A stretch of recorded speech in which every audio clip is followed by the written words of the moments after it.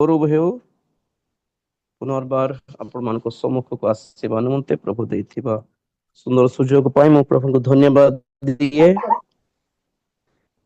ଗତ ସପ୍ତାହ ହଠାତ୍ ଟିକେ ଥଣ୍ଡା କାଶ ଷ୍ଟାର୍ଟ ହେଇଯାଇଥିଲା। ସଡନ ଫ୍ଲୁ ବାହାର ଥିଲା ଏଠି କୁଏଟରେ ବହୁତ ଜଣଙ୍କୁ ସେମିତି ଥଣ୍ଡା ଧରି ଦେଇଥିଲା। ମତେ ବି ଟିକେ ପ୍ରୋବ୍ଲେମ କଲା ତେଣୁ କରିପାରିଲି ନାହିଁ। ଆଉ ଏଇ ସପ୍ତାହ ଏଠି ଲାଷ୍ଟ ମୋର ପ୍ରଭୁଙ୍କ ଅନୁଗ୍ରହରେ ନେକ୍ସଟ ମଣ୍ଡେ ବାହାରିବି ମୁଁ। ଆଉ ସେ ପର୍ଯ୍ୟନ୍ତ ଟିକେ ଟେନସନ ହେଇଥିବ। ପ୍ରେଜ ଦ ଲର୍ଡ ପ୍ରଭୁଙ୍କର ଅନୁଗ୍ରହ ଦ୍ୱାରା ଏଠି ପ୍ରତ୍ୟେକ ସଭା ପ୍ରତ୍ୟେକ ମିଟିଂରେ ବହୁତ ପ୍ରଭୁ କାର୍ଯ୍ୟ କରୁଛନ୍ତି। ବହୁତ ଜଣ ଆକ୍ଚୁଆଲି ଆମେ ଶେଷ କାଳରେ ଅଛୁ ବୋଲି ପ୍ରଭୁଙ୍କର ଆଗମନର ଦିନ ମାନଙ୍କର ଅଛୁ ବୋଲି ପ୍ରାୟ ଜାଣି ନାହାନ୍ତି। ଟେକ୍ନିକାଲି ବହୁତ ଭଲ ଅଛନ୍ତି ଅବଶ୍ୟ। ଆଉ ବିଶେଷ କରି ଯୋଉଠି ମୁଁ ଯାଇଥିଲି ଅବଦାଲି ବାଫ୍ରା ବହୁତ ଦୂର 2-3 ଘଣ୍ଟା ଜର୍ନି ସେଇ ପାଖାପାଖି ମରୁଭୂମି ଡେଜର୍ଟ ଏରିଆ। ପ୍ରାୟ ଲେବର ମାନେ ରହନ୍ତି ସେଇଠି ବହୁତ ଖଟିକି ରହୁଛନ୍ତି କଷ୍ଟରେ। ଗତ ସପ୍ତାହ ଯାଇଥିଲି ବାଫ୍ରା ଯାଇଥିଲି ଏତେ ଅନ୍ଧାର ଆଉ ସେ ଅନ୍ଧାର ଭିତରେ ବଡ ହଲ୍ କରିଛନ୍ତି ମାନେ ବାହାରେ କିଏ ଜାଣି ବିି ପାରିବେନି କେତେ ବଡ ହଲ୍ ଅଛି ଚର୍ଚ୍ଚ ହଲ୍। ଆଉ ପ୍ରାୟ ବହୁତ ସମସ୍ତେ ଲୁଚି ଲୁଚିକି ପ୍ରାର୍ଥନା କରୁଛନ୍ତି। ଆଉ ବାହାରେ ଚର୍ଚ୍ଚ ପରି ଦେଖାଯାଏ ନାହିଁ। ଚର୍ଚ୍ଚ ର ନାମ କି ଚର୍ଚ୍ଚର ଇଏ ଅର୍ଗାନାଇଜେସନ ଏଇ ସବୁ ରଖିବାକୁ ନାହିଁ। ଆଉ ବଡ ବଡ ବିଲ୍ଡିଂ ମାନେ ପ୍ରାୟ ଗୋଟେ 50-60 ବାର-15 ମହଲାର ବିଲ୍ଡିଂ ତଳେ ଅଣ୍ଡରଗ୍ରାଉଣ୍ଡ ବେଜମେଣ୍ଟରେ ଯାଇକି ସେଠି ଉପାସନା କରୁଛନ୍ତି ବାହାରେ ସାଉଣ୍ଡ ବି ଯିବ ନାହିଁ। ସେମିତି ଜାଗାରେ କରୁଛନ୍ତି। ଆଉ ଅଣ୍ଡରଗ୍ରାଉଣ୍ଡ କରୁଛନ୍ତି ଅବଶ୍ୟ ଗଭର୍ଣମେଣ୍ଟ ଜାଣିଛି। କିଛି କହୁନାହାନ୍ତି ଯେ ପର୍ଯ୍ୟନ୍ତ କାହାଠୁ କିଛି କମ୍ପ୍ଲେନ ନ ଆସିବ ସେ ପର୍ଯ୍ୟନ୍ତ କିଛି ଗଭର୍ଣମେଣ୍ଟ ବି କିଛି କହୁନାହାନ୍ତି ମଝି ମଝିରେ କଣ ଗଡବଡ ହେଲେ ପୋଲିସ ରେଡ ହେଉଛି। ପାଷ୍ଟର ମାନଙ୍କୁ ସ୍ପିକର ମାନଙ୍କୁ ବି ଧରିକି ନେଇଯାଉଛନ୍ତି ପୋଲିସ ମାନେ। ଆଉ ବେଜମେଣ୍ଟ ସବୁ ବନ୍ଦ କରିଦଉଛନ୍ତି ଏମିତି ଗୋଟେ 5-6 ମାସ ବେଜମେଣ୍ଟ ଟା ବନ୍ଦ ଥାଏ।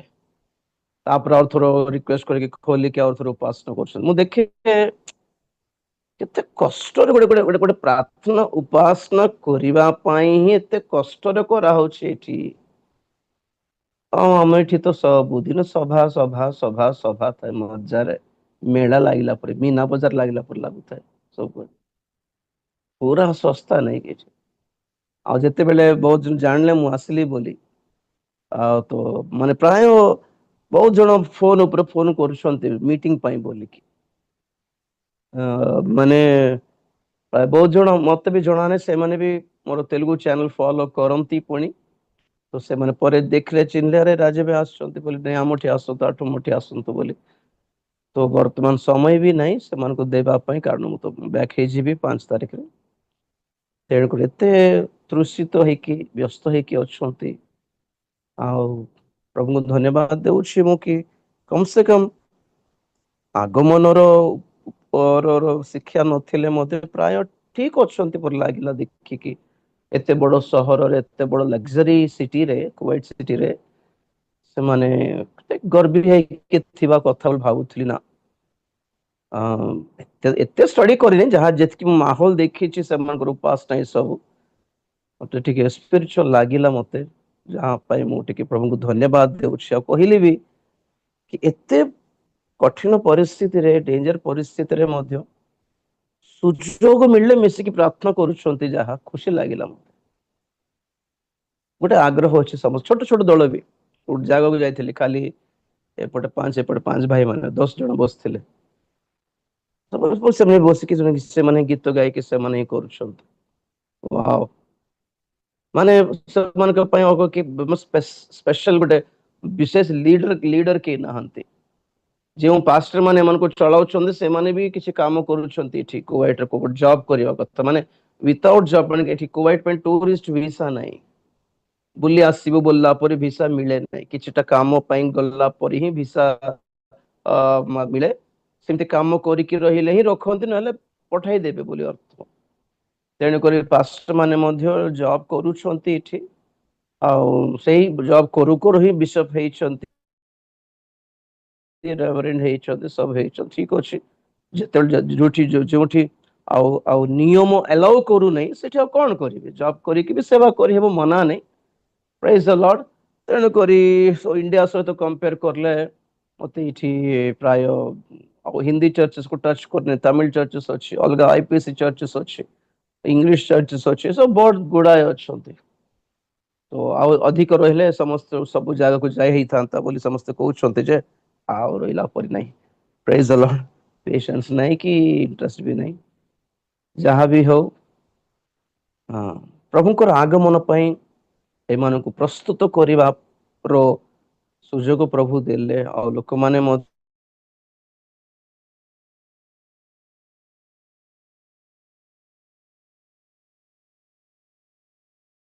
ପୁରା ସକ୍ ହେଉଛନ୍ତି ସେ ବାକ୍ୟ ଶୁଣିକି, ଜୀବନ କେମିତି ସବୁ ଘଟୁଛି, ଏଟା ସବୁ ବାଇବଲ ଲେଖା ଅଛି। ସକାଳ 10ଟାରୁ ସନ୍ଧ୍ୟା 3ଟା ପର୍ଯ୍ୟନ୍ତ ୱିଥ୍ ଲଞ୍ଚ ବ୍ରେକ୍। ଆଉ ସେଠି ବି ଆସିଥିଲେ, ଆଉ ଟୋଟାଲି ସେକ୍ସନ ଥିଲା ପ୍ରକାଶିତ ବାକ୍ୟ ଉପରେ। ତ ସେଦିନ ପ୍ରକାଶିତ ବାକ୍ୟର ଆଉଟଲାଇନ ଟିକେ କହିଲି, ଆଉ ଆଗମନ ବିଷୟରେ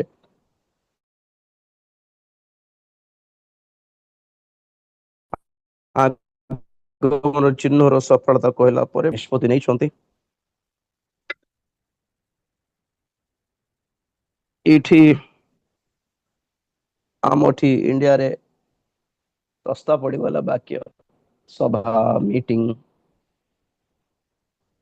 ଆଉ ଏଇଠି ପ୍ରାୟ କିଏ ହେଲେ ଇଣ୍ଡିଆରେ ଆସିଲେ ଭଲ ହେଇଥାନ୍ତା, ପଡିଲା ପରି ଜଗିଛନ୍ତି। ଆଉ ଇଣ୍ଡିଆରୁ କାହାକୁ ଡାକିବା ପାଇଁ ମଧ୍ୟ ଏତେ ଇଜି ନୁହେଁ, ବହୁତ ଖର୍ଚ୍ଚର, ପରିଶ୍ରମର, ପରମିଶନସ ର। ଆଉ ସେଠି ହାଇଦ୍ରାବାଦରେ ବି ଚେକିଂ, ବହୁତ ଗୁଡାଏ ଚେକିଂ। ମୁଁ 11ଟା ରୁ 2:30 ପର୍ଯ୍ୟନ୍ତ, ରାତି 11ଟାରୁ 2:30 ପର୍ଯ୍ୟନ୍ତ ଖାଲି ଚେକିଂ ଲାଇନରେ ଠିଆ ଥିଲେ ହାଇଦ୍ରାବାଦ ଏୟାରପୋର୍ଟରେ। ସେନ୍ସଲେସ୍ ହେଇଯାଇଥିଲି, ମାନେ ଯିବି ନାହିଁ ବୋଲି ଲାଗୁଥିଲା। ଆସିଲା ପରେ ଏଠି ଉଲ୍ଲା ପରେ ଭିସା ଭେରିଫିକେସନ ପାଖରେ ବଡ ଲମ୍ବା ଲାଇନ। ଆରେ ବାପରେ, ଏତେ ଟେନସନ, ଏତେ ଟେନସନ। ଏଇ ଖାଲି ଗଲ୍ଫ କଣ୍ଟ୍ରିଜରେ, ଏସ୍ପେଶାଲି କୁୱେଟ और ଦୁବାଇ, ବାହାରିନ, ଏଇ ଗୋଟେ ସିଟିଜରେ। ଦୁବାଇ ଠିକ ଅଛି, Saudi Arabia, Kuwait, Saudi and Bahrain, ବାକି ଜଣା ନାହିଁ। ବାକି ଅଦର କଣ୍ଟ୍ରିଜ ଠିକ ଅଛି, ଏତେ ଟେନସନ ନାହିଁ। ଏତେ ନିୟମ ଗୁଡିକ ଏଠି, ଏତେ ନିୟମ, କେମିତି ନିଶ୍ୱାସ କେମିତି ନେଉଛନ୍ତି ଏଠି ଜାଣିପାରୁନାହିଁ ମୁଁ। ସମସ୍ତଙ୍କୁ କହୁଛି କାହିଁକି ଏଠି ରହୁଛ, 2% ଅଧିକ ମିଳୁଛି ବୋଲି, ପଳେଇ ଆସ ଇଣ୍ଡିଆକୁ, ଯାହା ବି କରିଲେ ସେଠି କରିହବ, ଏଠି ରହୁନାହିଁ ବୋଲି କହୁଛି ସମସ୍ତଙ୍କୁ। ତଥାପି ସେମାନଙ୍କର ଇଚ୍ଛା। ପ୍ରେଜ୍ ଦ ଲର୍ଡ। ଠିକ ଅଛି। ଆକ୍ଚୁଆଲି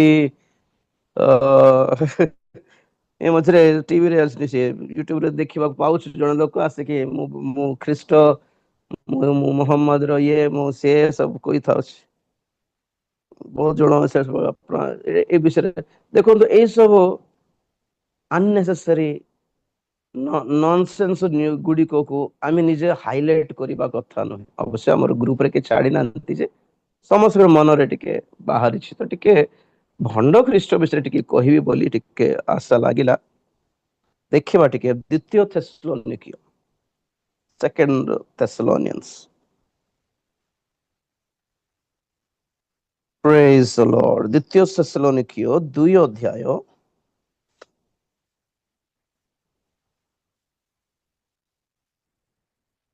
ମୁଁ 1ରୁ ପଢୁଛି, ଟିକେ ଧ୍ୟାନ ଦେଇକି ଦେଖିବେ। ଦ୍ୱିତୀୟ ଥେସଲୋନିକୀୟ 2 ଅଧ୍ୟାୟ 1 ପଦରୁ, ହେ ଭାଇ ମାନେ, ଆମ୍ଭମାନଙ୍କ ପ୍ରଭୁ ଯୀଶୁ ଖ୍ରୀଷ୍ଟଙ୍କ ଆଗମନ ଓ ତାହାଙ୍କ ନିକଟରେ ଆମ୍ଭମାନଙ୍କ ଏକତ୍ର ହେବା ବିଷୟରେ ତୁମ୍ଭମାନଙ୍କୁ ଅନୁରୋଧ କରୁଅଛି। ପ୍ରଭୁଙ୍କ ଦିନ ଉପସ୍ଥିତ ହେଲାଣି ବୋଲି ତୁମ୍ଭେମାନେ କୌଣସି ଆତ୍ମା କି ବାକ୍ୟ କି ଆମ୍ଭମାନଙ୍କ ଦ୍ୱାରା ଲେଖା ଯାଇଅଛି ବୋଲି ମନେ କରି କୌଣସି ପତ୍ର ଦ୍ୱାରା ଶୀଘ୍ର ବିଚଳିତ ଓ ଉଦ୍ବିଗ୍ନ ନ ହୁଅ। କେହି କୌଣସି ପ୍ରକାର ତୁମ୍ଭମାନଙ୍କୁ ପ୍ରତାରିତ ନ କରୁ।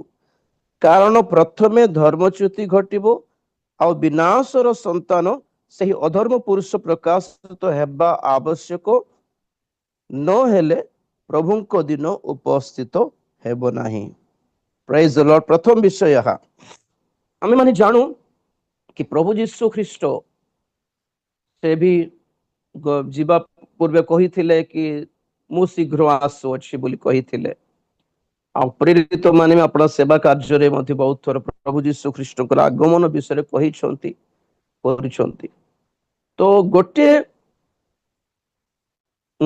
କନଫ୍ୟୁଜନ ଥିଲା ସେହି ଯୁଗର ପ୍ରଥମ ଶତାବ୍ଦୀର ଖ୍ରୀଷ୍ଟିଆନ ମାନଙ୍କ ମଧ୍ୟରେ କି ପ୍ରଭୁ ଯୀଶୁ ଖ୍ରୀଷ୍ଟ ସେମାନଙ୍କର କାଳରେ ହିଁ କେଜାଣି ଫେରି ଆସିବେ ବୋଲିଲା ପରି ଗୋଟେ ଧାରଣା ଥିଲା।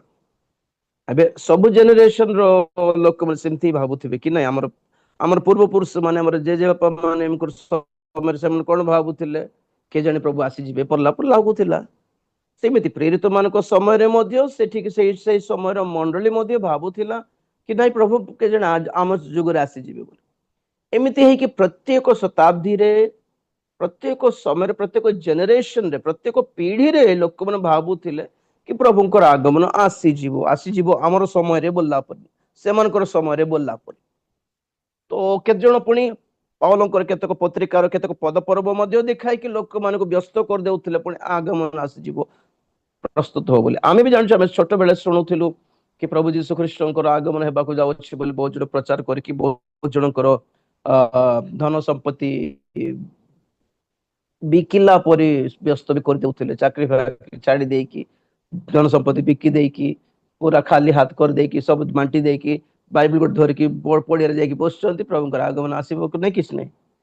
ଏମିତି ହେଇକି ପ୍ରତ୍ୟେକ ଜେନେରେସନ ପିଢିରେ ମଧ୍ୟ ଆଗମନର ବ୍ୟସ୍ତତା ଥିଲା।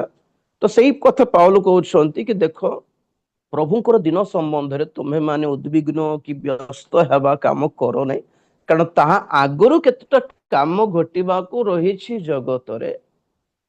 ତୁମମାନଙ୍କୁ ବ୍ୟସ୍ତ କରିଦେବେନି। ପାଉଲ ଲେଖିଛନ୍ତି ପିତର ଲେଖିଛନ୍ତି ବୋଲିଲା ପରି ବ୍ୟସ୍ତ ବି ତୁମ ମାନଙ୍କୁ କରିଦେବେ ସେମିତି ବ୍ୟସ୍ତ ହୁଅନି। ଆଗମନର କଥା ଆଉ ଭଣ୍ଡ ଖ୍ରୀଷ୍ଟର କଥା ତୁମେ ଟିକେ ଜାଣ ବୋଲି ପାଉଲ ଲେଖୁଛନ୍ତି ଥେସଲୋନିକେ ମଣ୍ଡଳୀକୁ। ସେ କହୁଛନ୍ତି କି ପ୍ରଥମେ ଧର୍ମଚ୍ୟୁତି ଘଟିବ। ଏବେ ଦେଖନ୍ତୁ ପ୍ରଥମ କଥା ଆମେ ପ୍ରଭୁଙ୍କ ଦିନ ବିଷୟରେ ଅଧ୍ୟୟନ କରିଥିଲୁ। ପ୍ରଭୁଙ୍କ ଦିନ ଚାରି ପ୍ରକାର ବୋଲି ଆମେ ଚିନ୍ତା କଲୁ। ପ୍ରଥମରେ ପ୍ରଭୁ ଯୀଶୁ ଖ୍ରୀଷ୍ଟଙ୍କ ଦିନ, ତାପରେ ପ୍ରଭୁଙ୍କ ଦିନ, ତାପରେ ନାଇଁ ପ୍ରଥମେ ପ୍ରଭୁ ଯୀଶୁ ଖ୍ରୀଷ୍ଟଙ୍କ ଦିନ, ତାପରେ ଖ୍ରୀଷ୍ଟଙ୍କ ଦିନ, ତାପରେ ପ୍ରଭୁଙ୍କ ଦିନ, ତାପରେ ଈଶ୍ୱରଙ୍କ ଦିନ। ଚାରିଟା ମନେ ଅଛି କି ନାଇଁ ଭୁଲିଗଲେ। ପ୍ରଭୁ ଯୀଶୁ ଖ୍ରୀଷ୍ଟଙ୍କ ଦିନ ବୋଲି କହିଲେ ରାପଚର ପ୍ରଭୁ ମଣ୍ଡଳୀକୁ ନେଇଯିବା ଦିନ। ଖ୍ରୀଷ୍ଟଙ୍କ ଦିବସ ବୋଲି କହିଲେ ଯେଉଁ ମଣ୍ଡଳୀ ସ୍ୱର୍ଗକୁ ଯାଇଛି ସେ ମଣ୍ଡଳୀ ସେଠି ପୁରସ୍କାର ପ୍ରାପ୍ତ ହେବ ଖ୍ରୀଷ୍ଟଙ୍କ ନ୍ୟାୟ ସିଂହାସନ ପାଖରେ। ସେଟା ଖ୍ରୀଷ୍ଟଙ୍କ ଦିବସ। ଆମେ ସେଠି ପୁରସ୍କାର ପାଇବା, ଆମେ ହିସାବ ଦେବାକୁ ପଡିବ ସେଠି। ସେଇ ସମୟରେ ଏଇ ପୃଥିବୀରେ ମହାକ୍ଲେଶ ଘଟୁଥିବ ଆଉ ସେଇ ମହାକ୍ଲେଶ ହିଁ ଅଟେ ପ୍ରଭୁଙ୍କର ଦିନ।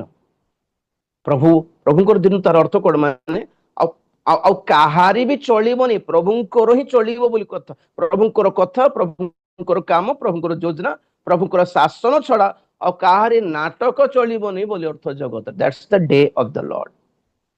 ତ ସାରା ମହାକ୍ଲେଶ କାଳ ମଧ୍ୟ ପ୍ରଭୁଙ୍କର ଦିନ ଅଟେ, ଦିବସ ଅଟେ।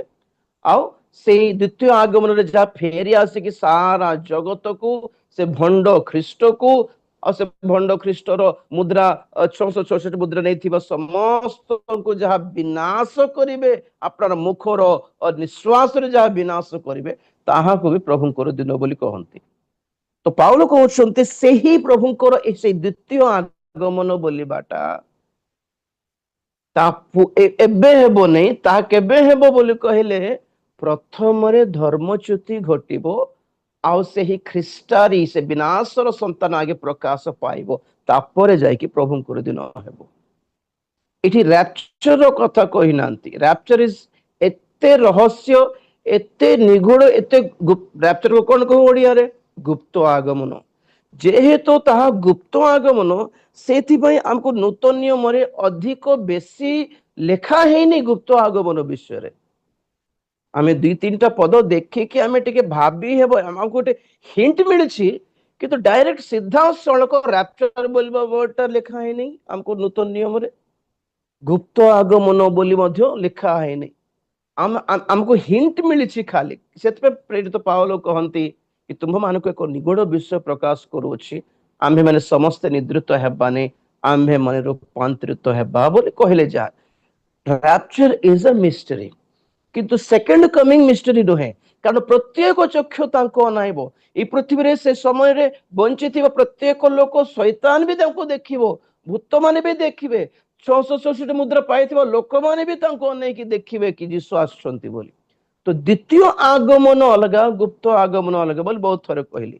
ଆମେ ଗୁପ୍ତ ଆଗମନ ପାଇଁ ପ୍ରସ୍ତୁତ ହେଉଛୁ, ଆଉ ଗୁପ୍ତ ଆଗମନ ଏତେ ଗୁପ୍ତ ଅଟେ କି ବେଶୀ କିଛି ଲେଖା ହେଇନି ବାଇବେଲରେ, ସିଧାସଳଖ ଆମେ ଦେଖାଇ ବି ପାରିବୁନି। ତେଣୁକରି ଆମର ସେ ୟୁଟ୍ୟୁବ ଚ୍ୟାନେଲ ଆଲମସ୍ ଜେକବ ପରି ବ୍ୟକ୍ତି ମାନେ ରାପ୍ଚରକୁ ବିଶ୍ୱାସ କରନ୍ତିନି। ସେମାନେ ଟୋଟାଲି ପୋଷ୍ଟ ଟ୍ରିବୁଲେସନ, ଡାଇରେକ୍ଟ ସେ ମହାକ୍ଲେଶ କାଳ ସରିଲା ପରେ ଯେଉଁ ଆଗମନ ଆସିବ, ପ୍ରଭୁ ଓହ୍ଲାଇ ଆସିବେ, ସେଇ ଆଗମନକୁ ହିଁ ସେମାନେ ବିଶ୍ୱାସ କରନ୍ତି। ତେଣୁକରି ତାଙ୍କର ସେଇ କନଫ୍ୟୁଜନ ଅଛି। ଗୁପ୍ତ ଆଗମନ ର ବିଷୟ ଏତେ ଗୁପ୍ତ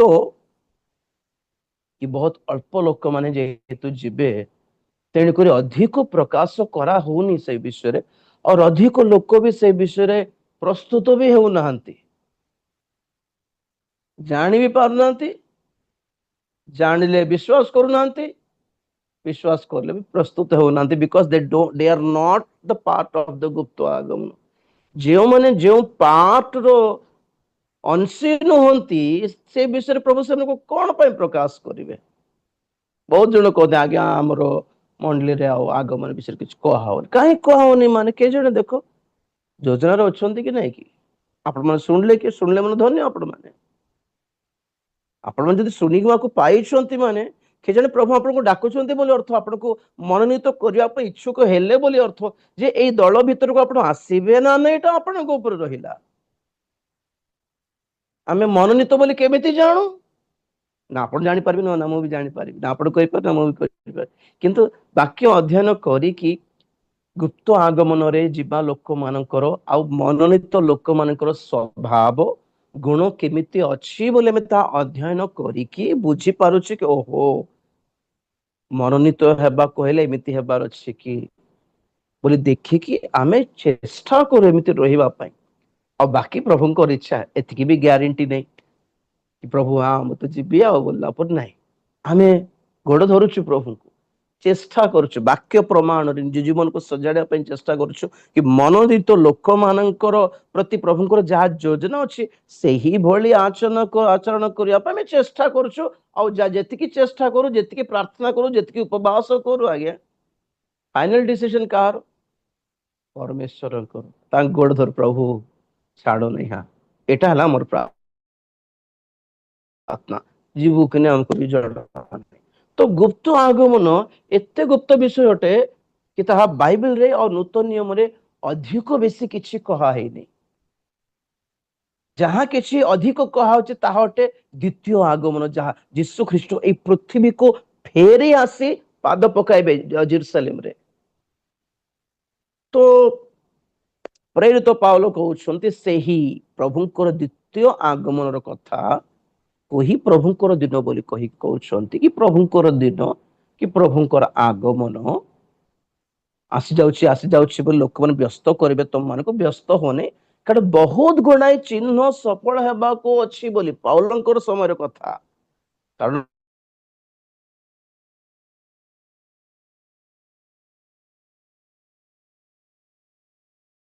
ପାଉଲଙ୍କର ସମୟରେ ଯିହୁଦୀ ଭିନ୍ନ ଭିନ୍ନ ହେଲେ ଖ୍ରୀଷ୍ଟାବ୍ଦ 70ରେ, ତାପରେ ଫେରି ଆସିଲେ ପ୍ରଥମ ବିଶ୍ୱଯୁଦ୍ଧ ପରେ, ଆଉ ଦ୍ୱିତୀୟ ବିଶ୍ୱଯୁଦ୍ଧ ପରେ ପୁନର୍ବାର ଇସ୍ରାଏଲ ଦେଶ ସ୍ଥାନ ପାଇଲା ମାନଚିତ୍ରରେ। ଆଉ 2018 ବେଳକୁ ଜେରୁସାଲେମର ରାଜଧାନୀ ଇସ୍ରାଏଲର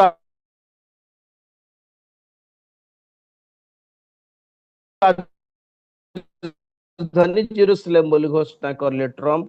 ତେଣୁକରି ଆମର ଯୁଗ ଶାସ୍ତ୍ର ସବୁ ସଫଳ ହେବାକୁ ଦେଖୁଛୁ। ଆମେ ପ୍ରଭୁଙ୍କର ଆଗମନର ଦିନ ମାନଙ୍କରେ ଅଛୁ ବୋଲି ଏତିକି ଜୋରରେ କହିବାର ରିଜନ କଣ? ରାଜୀବ ଭାଇ କଣ ଦର୍ଶନ ପାଇଛନ୍ତି ସ୍ପେଶାଲି? ନା, ମୋର ଦର୍ଶନ ହେଲେ ଆପଣ ବିଶ୍ୱାସ କରିବା ଦରକାର ନଥାନ୍ତା। କାହାରି ଗୋଟେ ଭାବ, ମାନେ ଆମକୁ ବକ୍ତା କହୁଥିଲେ ପ୍ରଭୁଙ୍କର ଆଗମନ ହେବ ବୋଲି, ବୋଲିଲା ପରି କାହାରି ଭାବବାଣୀ ଯଦି ହେଇଥାନ୍ତା ତାହେଲେ ତାକୁ ବି ଏତେ ବିଶ୍ୱାସ କରିବା ଆବଶ୍ୟକ ନାହିଁ। କାହାରି ଭାବବାଣୀ, କାହାରି ଦର୍ଶନ ପ୍ରଭୁ ମତେ କାନରେ କହିଲେ, ନା ନା ନା, ଆମେ ବାକ୍ୟ ଅଧ୍ୟୟନ କଲୁ ଆଉ ବାକ୍ୟ ପ୍ରମାଣେ ପ୍ରଭୁଙ୍କର ଆଗମନର ଦିନ ମାନଙ୍କରେ ବା ଯୁଗାନ୍ତର ଦିନ ମାନଙ୍କରେ ପୃଥିବୀରେ କଣ କଣ ଘଟୁଥିବ ତାହା ସବୁ ଆମେ ମାନେ ଅଧ୍ୟୟନ କରି କରି ଆସିଥିଲୁ। ଆମେ ମାନେ 2-3 ବର୍ଷ ହେଲାଣି। ସେଇ ସବୁ ସଫଳତାକୁ ଦେଖି ଆମେ ମାନେ ଚିହ୍ନକୁ ଦେଖି ପରା କହୁଛୁ। ଟ୍ରେନ ଆସିବା ପୂର୍ବରୁ ଆମେ ଦେଖୁ ପଟ୍ରି track train track rail track ପଡିଥିବ ତ ପୁରା ଖାଲି ଥିବ। ଟ୍ରେନ ଆସୁଛି ବୋଲି କେମିତି ଜଣା ପଡିବ? ଟ୍ରେନ ତ କୁଆଡେ ଦୂରରେ ଥିବ। ପ୍ରଥମରେ ସିଗ୍ନାଲ ଗ୍ରୀନ ଦେଖାଇବ ନାଇଁ, ରେଡ ପଡିଛି ମାନେ ଆଉ କି ଟ୍ରେନ ଆସିବାର ଚାନ୍ସ ନାହିଁ, ଆମେ ମାନେ କ୍ରସ କରିଦେଇ ପାରିବା। ମୁଁ ସେ ବଣ ଜଙ୍ଗଲର କଥା କହୁଛି, ଗାଁରେ ତ ଅଲଗା କଥା। ଟ୍ରାକ୍ ଖାଲି ଟ୍ରାକ୍ ଥିଲା ବେଳକୁ ଟ୍ରେନ ଆସିବ ବୋଲି କେମିତି ଜଣା ପଡିବ? ମାନେ ପ୍ରାୟ ଗୋଟେ ଗୋଟେ ଅଧ କିଲୋମିଟର ଗୋଟେ ଖମ୍ବ ଥିବ, ଗୋଟେ ସିଗ୍ନାଲ ଲାଇଟ ଥିବ ଟ୍ରେନ ମାନଙ୍କ ପାଇଁ। ତ ଟ୍ରେନ ଲାଇଟ ର ସିଗ୍ନାଲ ରେଡ ଲାଗିଛି ମାନେ ଟ୍ରେନ କିଛି ଆସିବାର ଚାନ୍ସ ନାହିଁ। ଆମକୁ ଷ୍ଟେସନ ପାଖରେ ଆନାଉନ୍ସମେଣ୍ଟ ମିଳିଥାନ୍ତା, କିନ୍ତୁ ନର୍ମାଲ ଟାଇମରେ ବାହାରେ ଷ୍ଟେସନ ବାହାରେ ତ ଆନାଉନ୍ସମେଣ୍ଟ ନଥାଏ କି ନାଇଁ। ତ ଗୁଡସ୍ ଟ୍ରେନ ଆସିଲେ ବି କି ଯାତ୍ରା ଟ୍ରେନ ଆସିଲେ ବି ସିଗ୍ନାଲ ପଡିବ। ସିଗ୍ନାଲ ଗ୍ରୀନ ଦେଖା ଯାଉଛି ମାନେ ଟ୍ରେନ ଆସୁଛି, ଆମେ ଟିକେ ସତର୍କ ଥିବା କଥା। ତ ପ୍ରଭୁଙ୍କର ଆଗମନର ସିଗ୍ନାଲ ଅଟେ ଏଇ ସବୁ ଚିହ୍ନ ଗୁଡିକ ଯାହା ଆମେ ଅଧ୍ୟୟନ କରି ଆସୁଛୁ ଏଇ ଜଗତରେ ବର୍ତ୍ତମାନ। ତେଣୁକରି ଆମେ ବ୍ୟସ୍ତ ହଉଛୁ, ନହେଲେ କି ବ୍ୟସ୍ତ ହେବା ଦରକାର ଥାନ୍ତା। ତେଣୁକରି କୋଭିଡ ପରେ ପରେ ତ ପୁରା ଏ ଯୁଗ ପଳେଇ ଆସିଛି ଜଗତ, ଆଉ ଫ୍ୟୁଚର କିଛି ଦେଖା ବି ଯାଉନି। ତ ପ୍ରଥମରେ କଣ ହେବ? ରାପଚର ହେବ। ରାପଚର ପରେ ପ୍ରଥମ ମୁଦ୍ରା ଭଙ୍ଗା ଯିବ, ସେତେବେଳେ ଭଣ୍ଡ ଖ୍ରୀଷ୍ଟ ପ୍ରକାଶ ପାଇବ। ଦେଖନ୍ତୁ ପଢୁଛି ମୁଁ ଥରେ, ସେଇ ଦ୍ୱିତୀୟ ଥେସଲୋନିକୀୟ 2 ଅଧ୍ୟାୟ 3 ପଦରୁ ପଢୁଛି। କେହି କୌଣସି ପ୍ରକାର ତୁମ୍ଭମାନଙ୍କୁ ପ୍ରତାରିତ ନ କରୁ, କାରଣ ପ୍ରଥମେ ଧର୍ମଚ୍ୟୁତି ଘଟିବ, ଆଉ ବିନାଶର ସନ୍ତାନ ସେହି ଅଧର୍ମ ପୁରୁଷ ପ୍ରକାଶିତ ହେବା ଆବଶ୍ୟକ। ନହେଲେ ପ୍ରଭୁଙ୍କ ଦିନ ଉପସ୍ଥିତ ହେବ ନାହିଁ। ଏ ସେହି ଅଧର୍ମ ପୁରୁଷ ଯେ ପୂଜିତ କିମ୍ବା ଈଶ୍ୱରଙ୍କ ବିରୋଧ କରେ ଏବଂ ସମସ୍ତଙ୍କ ଠାରୁ ନିଜକୁ ଅଧିକ ପ୍ରଶଂସା କରେ, ଏପରିକି ଈଶ୍ୱରଙ୍କ ମନ୍ଦିରରେ ବସି ସେ ଆପଣାକୁ ଈଶ୍ୱର ବୋଲି ଦେଖାଏ। ମୁଁ ତୁମ୍ଭମାନଙ୍କ ସଙ୍ଗରେ ଥିବା ସମୟରେ ଏଇ ସବୁ ବିଷୟ ଯେ ତୁମ୍ଭ ମାନଙ୍କୁ କହିଥିଲି, ତାହା କଣ ତୁମ ମାନଙ୍କର ମନେ ନାହିଁ? ଆଉ ସେ ନିରୂପିତ ସମୟରେ ପ୍ରକାଶିତ ହେବା ନିମନ୍ତେ କଣ ବାଧା ଦେଉଅଛି, ତାହା ତ ତୁମେ ମାନେ ଜାଣ। କାରଣ ଅଧର୍ମର ନିଗୁଡ ତତ୍ଵ ବର୍ତ୍ତମାନ ସୁଦ୍ଧା କାର୍ଯ୍ୟ କରୁଅଛି। ବାଧା ଦେଉଥିବା ବ୍ୟକ୍ତି ବାହାର ନ ହେବା ପର୍ଯ୍ୟନ୍ତ ସେ କାର୍ଯ୍ୟ କରୁଥିବ। ସେତେବେଳେ ସେହି ଅଧର୍ମ ପୁରୁଷ ପ୍ରକାଶିତ ହେବ। ପ୍ରେଜ୍ ଦ ଲର୍ଡ।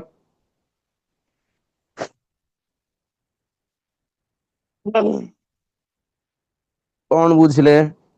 ଦେଖନ୍ତୁ, ପ୍ରଥମରେ ଧର୍ମଚ୍ୟୁତି ଘଟିବ। ଧର୍ମଚ୍ୟୁତି ମାନେ କଣ?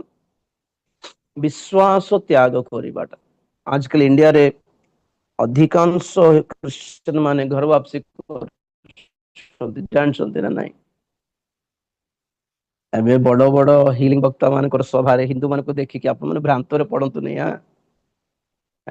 ମୁଁ ବି ସେ ଯାଇଥିଲି, କହିବିନି ଜାଗା କହିବିନି, ସେ ଓଡିଶାରେ ଏକା ହିଲିଂ କରନ୍ତି ସେମାନେ।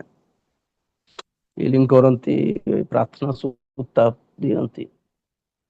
ଆତ୍ମା ତେଲରେ ଉଡେଇକି ହାତରେ ଲଗାନ୍ତି, ସେଇଟା ଗୋଟେ ତାବିଜ ପଟ୍ଟା, ଖ୍ରୀଷ୍ଟିୟାନ ତାବିଜ। ଖ୍ରୀଷ୍ଟିୟାନ ବାବା ମାନେ, ଖ୍ରୀଷ୍ଟିୟାନ ତାବିଜ ମାନେ ବାହାରିଲେଣି ନାଇଁ କି? ମୁଁ ଦେଖେ ତାଙ୍କ ଘର ବାହାରେ ସାହିରେ ଲାଇନରେ ବସିଥିବେ ସେ ଟ୍ରାଇବଲ ହିନ୍ଦୁ ଲେଡିଜ ମାନେ। କାର ଭୂତ, କାର ଜର, କାର ରୋଗ, କାର ଯାଦୁ, କାର ଟୋନା ହେଇକି ବସିଥିବେ। ଆସୁଛନ୍ତି ବାବା ପାଖରେ, ଖ୍ରୀଷ୍ଟିୟାନ ବାବା ପାଖରେ ପ୍ରାର୍ଥନା କରାଉଛନ୍ତି, ପ୍ରାର୍ଥନା ସତ୍ୟ ପାଉଛନ୍ତି, ପଳାଉଛନ୍ତି, ଭୂତ ଫେ ହଉଛନ୍ତି। ସେମାନଙ୍କୁ ଯୀଶୁଙ୍କ ବିଷୟରେ କିଛି କୁହା ହଉନି। ମନ ପରିବର୍ତ୍ତନ ନାହିଁ, ବାପ୍ତିସ୍ମ କଥା ନାହିଁ, ପରିତ୍ରାଣର କଥା ନାହିଁ, ସ୍ୱର୍ଗର କଥା ନାହିଁ, କ୍ରୁଶର କଥା ବି ନାହିଁ। ଏବଂ ପ୍ରାର୍ଥନା କରାଇକି ଭୂତ ଛଡାଇକି ସୁସ୍ଥ ହେଇକି ବୋଧେ ଯାଉଛନ୍ତି, ସୁସ୍ଥ ହଉଛନ୍ତି କି ସେଟା ବି ଜଣା ନାହିଁ। ଭୂତ ମାନେ ଥିଲେ ଟିକେ ହଁ ପାଟି କରିବେ ସେତିକି, ଆଉ ତାଠୁ ଅଧିକ କିଛି ନାହିଁ।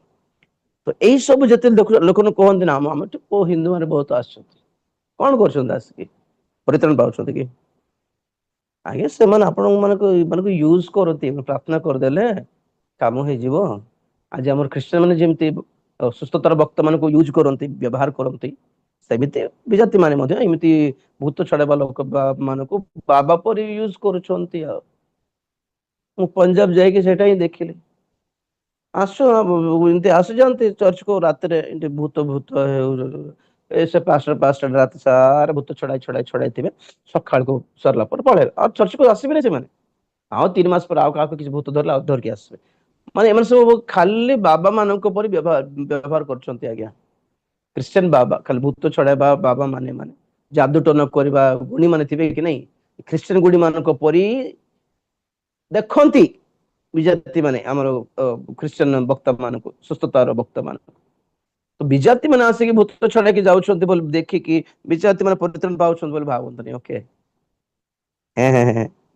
ତ ପଏଣ୍ଟ ଏଠି କଣ, ମାନେ ଆଗେ ଧର୍ମଚ୍ୟୁତି ଘଟିବ, ମାନେ ଅଲରେଡି ଯେଉଁମାନେ କେତେ ବର୍ଷ ଖ୍ରୀଷ୍ଟିୟାନ ଥିଲେ ସେମାନେ ଖ୍ରୀଷ୍ଟିୟାନ ଧର୍ମକୁ ଛାଡିକି ବ୍ୟାକ୍ ହେଇଯାଉଛନ୍ତି ଅଧିକ ମାତ୍ରାରେ। ଦେଖନ୍ତୁ ଆପଣ ମାନେ ନମ୍ବର ୱାନ ହେଲା ଖ୍ରୀଷ୍ଟିୟାନ ମାନେ ବ୍ୟାକ୍ ହିନ୍ଦୁ ହେଇଯାଉଛନ୍ତି। ଯେଉଁମାନେ କି ଆଗେ ହିନ୍ଦୁ ଥିଲେ ସେମାନେ ଖ୍ରୀଷ୍ଟିୟାନ ହେଲେ, କେତେ ବର୍ଷ ପରେ ଛାଡିଦେଲେ। ବହୁତ ଜାଗାରେ ମୁଁ ଗୋଟେ ଜାଗାକୁ ଯାଇଥିଲି ଓଡିଶାରେ, ମୁଁ ଶୁଣୁଥିଲି କି ସେ ଜାଗାରେ ଆଜ୍ଞା ସମସ୍ତେ ଗୋଟେ ସମୟ ଥିଲା ଆଉ ସବୁ ଖ୍ରୀଷ୍ଟିୟାନ ହେଇକି ଥିଲେ ଗାଁରେ, ଆଉ ସବୁ ହିନ୍ଦୁ ହେଇଗଲେ ବୋଲି। ଏଟା କେମିତି ହେଲା? ଦେଖିଲା ବେଳକୁ ସେ ମିଶନାରୀ ମାନେ ଆସିଲା ବେଳକୁ ସମସ୍ତଙ୍କୁ ବାପ୍ତିସ୍ମ ଦେଇକି ବୁଡେଇ ଦେଇଥିଲେ। ପୁଣି ପାଷ୍ଟର ମାନେ ବୁଡେଇ ଦେଇଦେଲା ପରେ ସମସ୍ତଙ୍କୁ ଖ୍ରୀଷ୍ଟିୟାନ କରିଦେଇଥିଲେ, ପୁଣି ଖ୍ରୀଷ୍ଟିୟାନ ନାମ ବି ଦେଇଥିଲେ। ପୁଣି ପରେ ଆଉ ପାଷ୍ଟର ମାନେ, ସେ ଫାଦର ପଳେଇଲା ପରେ ପାଷ୍ଟର ମାନେ ଆଉ ଗଲେ ନାଇଁ। ଆଉ ଏମାନଙ୍କ ନାଁରେ କେତେ ପଇସା ପାଇଲେ କି, କେତେ ଘର ଦ୍ୱାର ମିଳିଲା କି, ପାଷ୍ଟର ମାନେ ପାଷ୍ଟର ମାନଙ୍କର କୋଉ ଗାଁ କି, ସେମାନେ ସେଇଠି ଯାଇକି ସବୁ ସେଟଲ କରିଲେ, ଘର ଦ୍ୱାର ବନେଇଲେ। ଏମାନଙ୍କୁ କିଏ ପଚାରିଲେନି ଯୋଉ ଗାଁରେ ବାପ୍ତିସ୍ମ ଦିଆଯାଇଛି? ଆଉ କୋଉ ପାଷ୍ଟର ଗଲେନି, ଗରିବ ଲୋକ ପାଖରେ କାହିଁ ଯିବେ ଆଜ୍ଞା? 10 ଟଙ୍କା ଯୋଉଠି ସାମ୍ନା ବାହାରୁନି ସେଠି କାହିଁକି ସେବା କରିବେ ଲୋକମାନେ? ପଇସା ମାଇଣ୍ଡ ର ସେବକ ମାନେ କାହିଁକି ଯିବେ ସେଠିକୁ? ତ ସେ ପାଷ୍ଟର ମାନେ ବି ଗଲେନି, ଏମାନେ ବି ରହିଲେ ଆହୁରି ହିନ୍ଦୁ ହେଇଗଲେ। ସେଇଠି ଗୋଟେ ମିଟିଂ ହେଇଥିଲା, ଥରେ ଯାଇଥିଲି, ଏମିତି ସିଚୁଏସନ। ତ ଏଇମାନେ ଦେଖନ୍ତୁ, ଯେଉଁମାନେ ହିନ୍ଦୁରେ ଆସୁଛନ୍ତି ସେମାନେ ବ୍ୟାକ୍ ହେଇଯିବେ ବହୁତ ଲୋକ। ଆଉ ଯେଉଁମାନେ ଖ୍ରୀଷ୍ଟିୟାନ ଜନ୍ମରୁ, ସେମାନେ କୁଆଡେ ଯିବେ?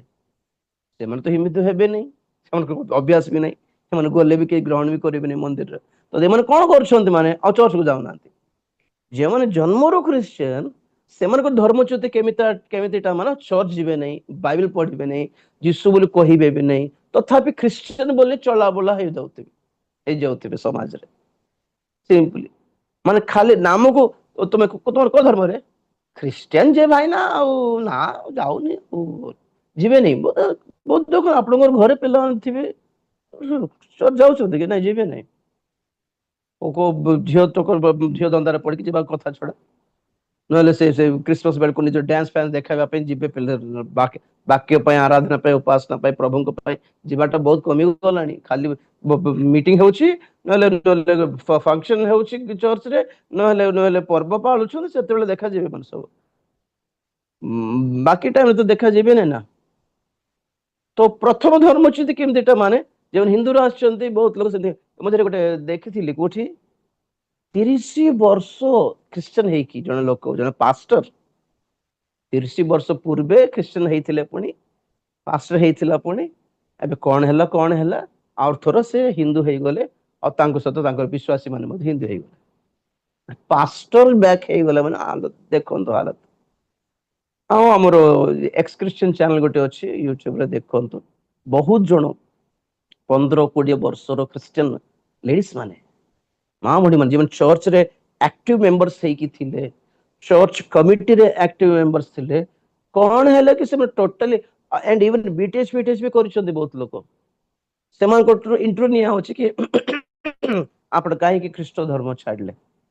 ସେମାନେ କହୁଛନ୍ତି ନା ମତେ ବାଇବଲ ଠିକ ଲାଗିଲା ନାହିଁ, ବହୁତ ବର୍ଷର ଡାଉଟ ଥିଲା ଆମର, ଆଉ ସେ ସବୁ ମତେ ଠିକ ଲାଗିଲା ନାହିଁ। ନହେଲେ ଚର୍ଚ୍ଚ ମାନଙ୍କର ପଲିଟିକ୍ସ ଦେଖିକି, ନହେଲେ ପାଷ୍ଟର ମାନଙ୍କର ପଲିଟିକ୍ସ ଦେଖିକି ଏସବୁ ବିରକ୍ତ ହେଇକି ବହୁତ ଲୋକ ପଳେଇଲେ। ତ ଦିସ୍ ଇଜ ଧର୍ମଚ୍ୟୁତି ଆକ୍ଚୁଆଲି। ଆଉ ବଡ ମାତ୍ରାରେ ଧର୍ମଚ୍ୟୁତି ଘଟିବାକୁ ଯାଉଛି। କେମିତି ବଡ ମାତ୍ରାରେ ବୋଲି କହିଲେ, ଭଣ୍ଡ ଖ୍ରୀଷ୍ଟ ଧର୍ମ ସବୁ ଧର୍ମକୁ ମିଶାଇବାର ଯୋଜନା, ୱାନ୍ ୱାର୍ଲଡ ରିଲିଜିୟନ। ଏବେ ଧୀରେ ଧୀରେ ମଣ୍ଡଳୀ ମାନଙ୍କର ଆମେ ଦେଖୁ କି ସବୁ ବେଦ, କୁରାନ ଏଇ ସବୁକୁ ମିଶାଇବା ପାଇଁ ଚେଷ୍ଟା କରାହଉଛି। ସବୁ ଧର୍ମ ପୁସ୍ତକରେ ଗୋଟେ ଉତ୍ତମ ଶିକ୍ଷା लिखा होची कि कौन सा मजहब लोगों को गंदी बातें सिखाता है, वो कोई नहीं सिखाता। हर धर्म पुस्तक में अच्छी बातें, धर्म की बातें लिखी। एमिति लोकमानंकु एको करिवार चेष्टा सेपटे विजाति बाबा माने भी करूछंती, एपटे हम क्रिश्चियन बाबा माने भी सेटा करूछंती परा। 24 घंटा खाली गीता, भगवत गीता कुआड जाइथिली गुडे जणको घरको विजयवाड़ा रे कहिथिली बोधे। ମୁଁ ତାଙ୍କ ରୁମ ରେ ଥିଲି।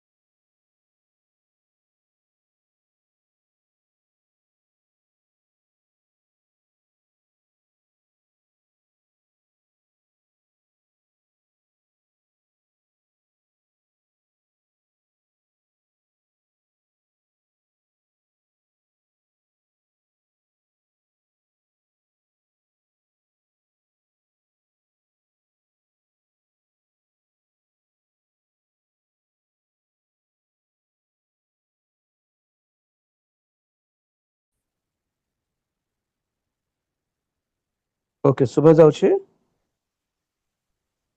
ହଁ ସାର୍ ଏବେ ଆସିଲା। ମୋର ଆଉ ଗୋଟେ ଇଏରେ ନେଟୱାର୍କ କଟି ଯାଇଥିଲା। ପ୍ରେଜ ଦ ଲର୍ଡ। ମୁଁ ଦେଖିଲି ସେ ପାଷ୍ଟରଙ୍କର ଘରେ ବହୁତ ଯାଏ ବୁକ୍ସ ଥିଲା, ବାଇବେଲ ବୁକ୍ସ ସବୁ ଥିବା, ବହି ଯାକ ସବୁ ଥିଲା।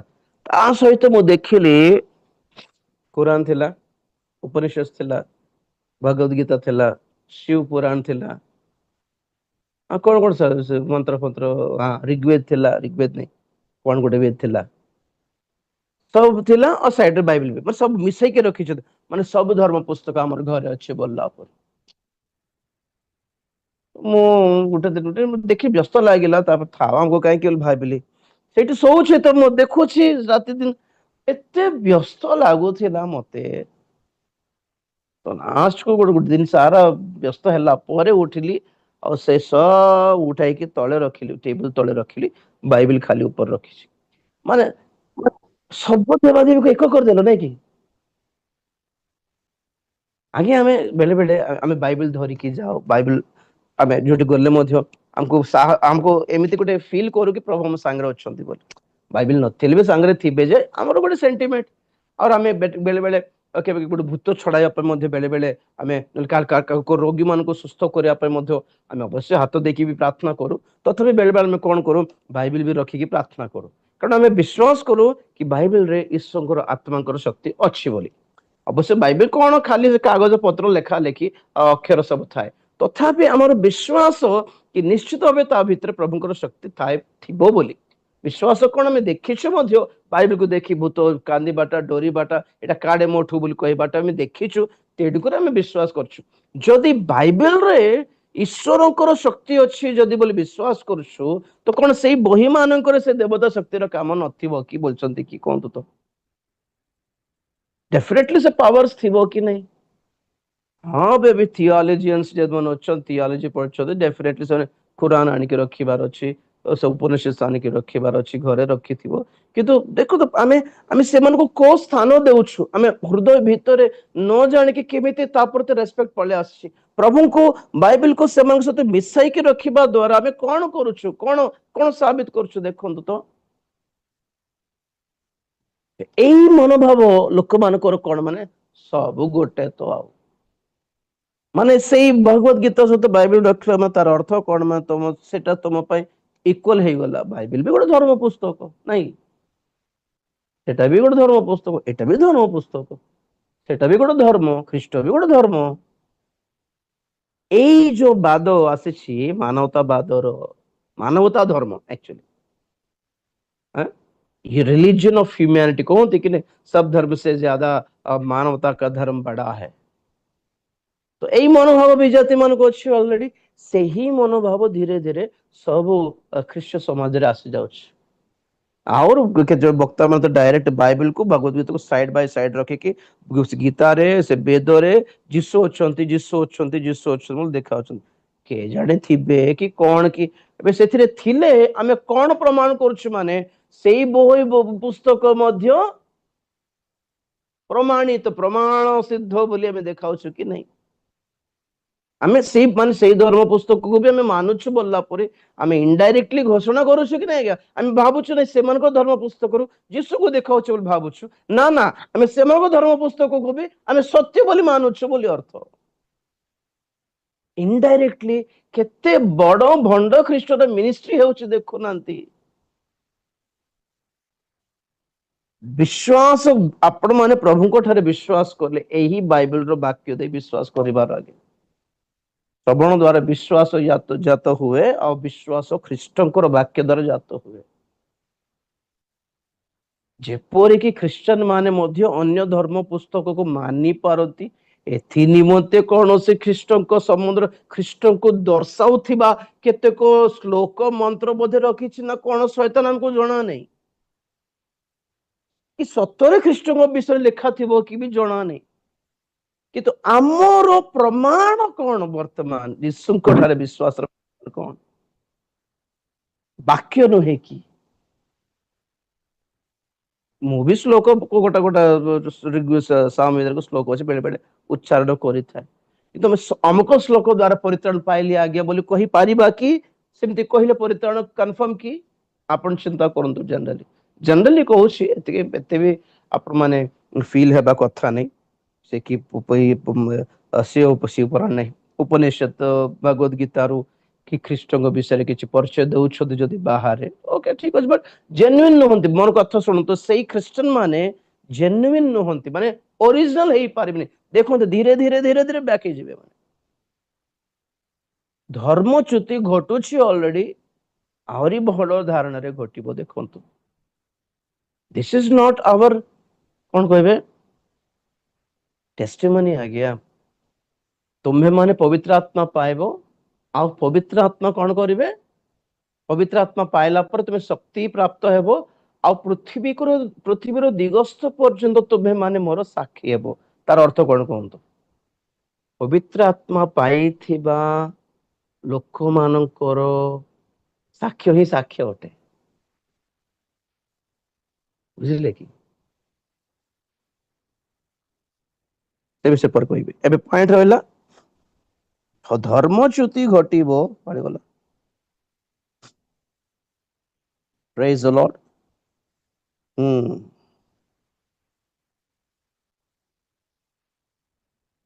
आ विनाशर संतान अधर्म पुरुष प्रकाशित हेबो तो एठी धर्मच्युतिर कथा कहबा रीजन कोन माने बहुत जण ख्रिस्टियन गोटे बड़ उद्दीपना पय प्रस्तुत होउछथि द गुड ग्रेट रिवाइवल हेबो हठात लास्ट रिवाइवल ये हठात बहुत लोग परित्राण पाई जाउथिबे बहुत हिंदू माने परित्राण पाई जाउथिबे देश देश रे पॉलिटिशियंस माने नेता माने भी प्रभु को पाई जाउथिबे एटा बड़ धारणा वर्ल्ड वाइड रिवाइवल गुटे आसीबा को जाउछि बोले अपेक्षा करछन्ते बेटी बाइबल कहे धर्मच्युति घटिबो बाइबल कहला बेल को गोटे ग्रेट रिवाइवल कोठो आसीबो भंड ख्रीष्ट आसीबार समय हेलानी जिहुदी माने प्रस्तुत होउछन्ती ଧର୍ମଚ୍ୟୁତି ବୋଲି କଣ କହିଲେ? ଧର୍ମ ଛାଡିଦେବାଟା, ବିଶ୍ୱାସ ତ୍ୟାଗ କରିବାଟା, ଖ୍ରୀଷ୍ଟଙ୍କୁ ଛାଡିଦେବାଟା। ଏଇ ସିଚୁଏସନରେ ଅଛନ୍ତି ବିଜାତି ମାନେ, ବ୍ୟାକ୍ ହେଇଯାଉଛନ୍ତି, ହିପୋକ୍ରିଟ ମାନେ ଚର୍ଚ୍ଚକୁ ଯିବାଟା ଛାଡି ଦଉଛନ୍ତି। ଏଇଟା ଦେଖନ୍ତୁ, ତ ଦ ଲାଷ୍ଟ ରିଭାଇଭାଲ ମାନେ କଣ ଭାବୁଛନ୍ତି? ଖ୍ରୀଷ୍ଟୀୟ ସମାଜରେ ହିଁ ଗୋଟେ ମନ ପରିବର୍ତ୍ତନ ହେବ, ବାହାରେ ଚର୍ଚ୍ଚ ବାହାରେ ନାହିଁ।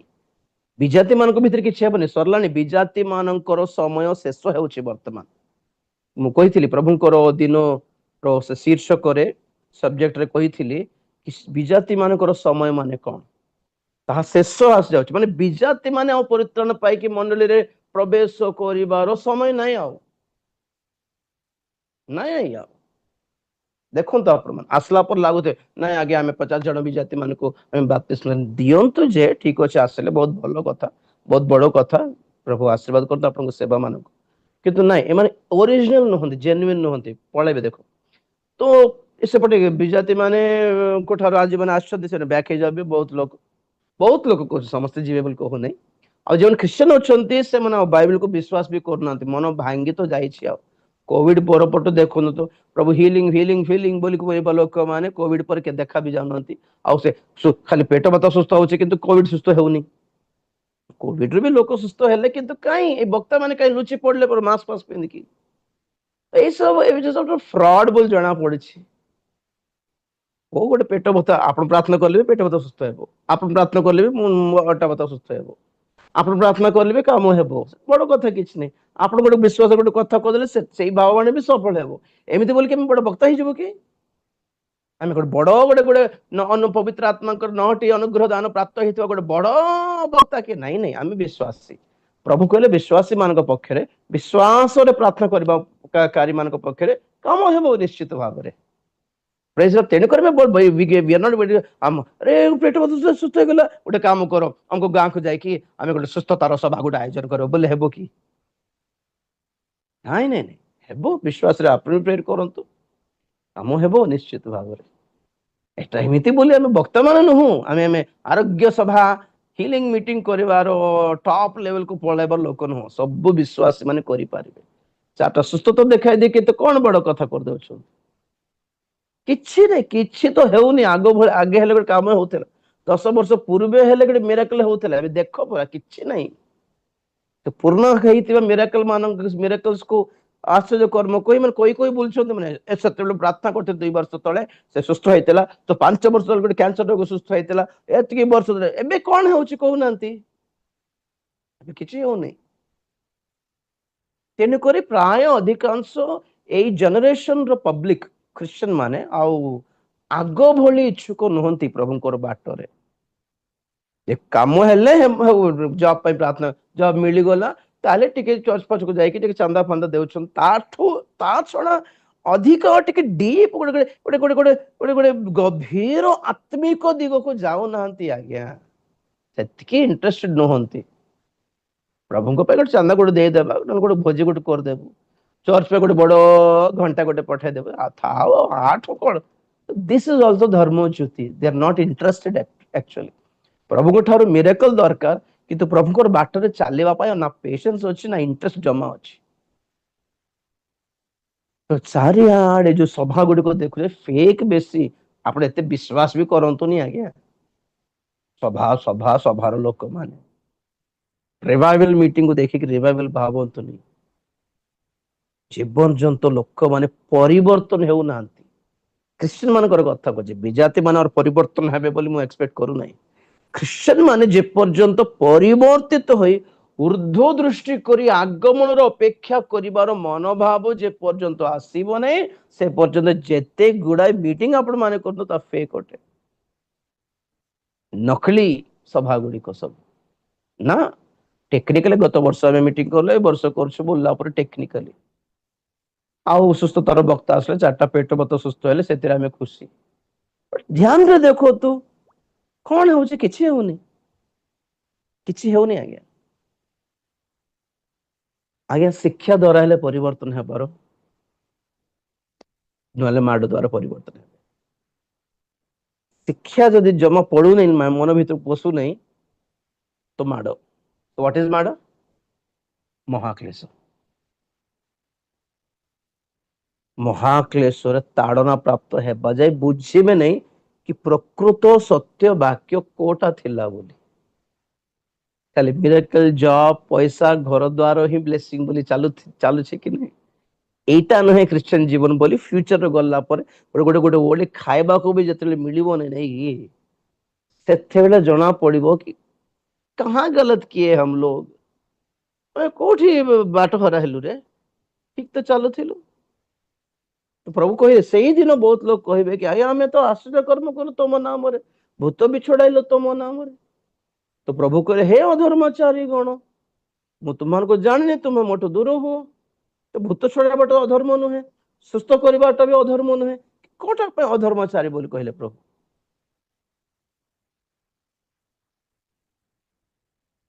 Praise the Lord।